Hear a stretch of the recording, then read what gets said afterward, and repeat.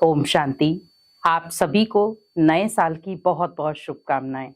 हम सोचते हैं कि पुराने साल को हम विदाई दे रहे हैं और नए साल में हम नई उमंग और नए उत्साह के साथ अपनी सफलता के लिए एक नया कदम उठाएंगे।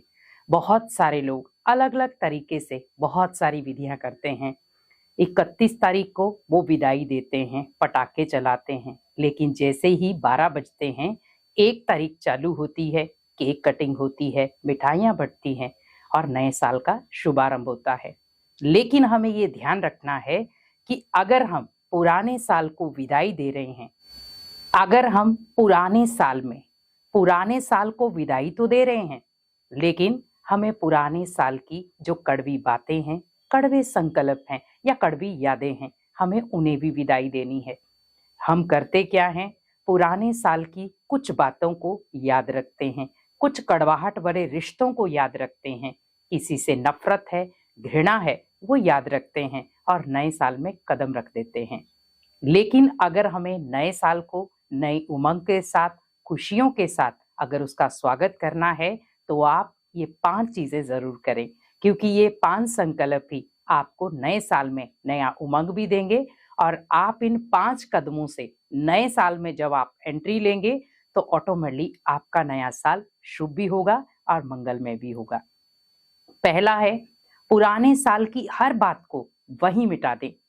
जैसे हम 31 तारीख को सोचते हैं कि पुराने साल का लास्ट दिन है, वैसे ही सोचें कि इस 31 तारीख को मुझे जो भी मेरे मन में किसी के प्रति भी नेगेटिव भावना है, नेगेटिव संकल्प है या किसी ने मेरे साथ कुछ गलत किया है, आप 31 तारीख को वो सारी बातें, वो सारी कड़वाहट भगवान को सौंप दें और भगवान को कहें, जिन्होंने भी जो कुछ भी मेरे साथ किया है उन सभी आत्माओं का भला हो, लेकिन मैं अभी ये ज्यादा बोझ अपने नए साल में नहीं लेकर जा सकता, क्योंकि मुझे नए साल में नई सफलताएं लेनी है, नई उमंगों से नए साल का शुभारंभ करना है, अपने जीवन में खुशियां लानी है। तो मैं क्यों नेगेटिव चीजों को अपने साथ लेकर जाऊं? क्योंकि जब भी हम सपोज हम घर में भी आते हैं तो हम अपने पैरों को साफ करके आते हैं। तो उसी प्रकार सोचे कि मुझे नए साल में अपने कदम रखने हैं, तो क्या मैं अपने संकल्पों को साफ नहीं करूंगा? तो मुझे भी अपने संकल्पों को साफ करना है।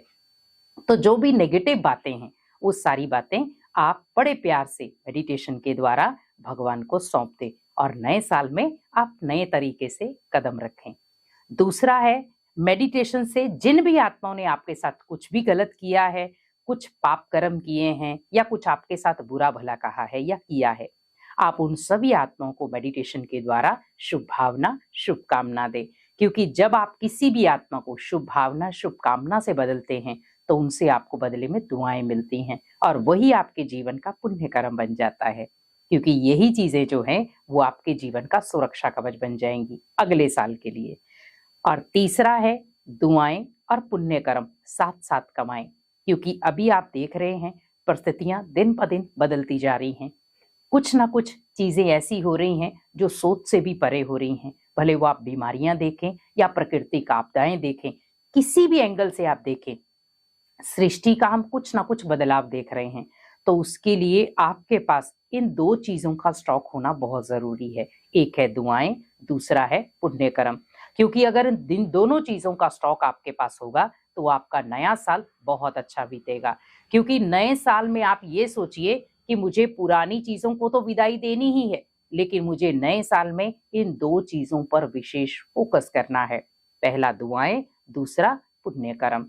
और चौथा चीज क्या लेनी है आपको? यहाँ पर सभी को क्षमा भाव करते जाएं। 31 तारीख मीन्स पुराना साल हम विदाई दे रहे हैं। हर उस आत्मा को क्षमा करते जाएं जिसने आपके साथ बहुत गलत किया है, भले वो रिश्ते में है या भले वो आपके आस पड़ोस के हैं या भले आपके बिजनेस में हैं, किसी भी फील्ड में हैं, आप उन सभी आत्माओं को माफ करते जाएं। क्योंकि कहते हैं ना, क्षमादान सबसे बड़ा दान है। किसी ने आपके साथ कुछ भी गलत किया है, आप सोचो नहीं क्यों किया, किस लिए किया, मेरे साथ ऐसा क्यों किया, पर आप उन सभी आत्माओं को एक रहम की दृष्टि देकर क्षमा करते जाएं। और लास्ट 5वां है, दान पुण्य करें। दान पुण्य अगर आप वस्त्रों का कर रहे हैं, अन्न का कर रहे हैं, किसी भी चीज का दान कर रहे हैं, लेकिन अभी हमें गुण शक्तियों का दान करना है, ज्ञान का दान करना है, खुशियों का दान करना है।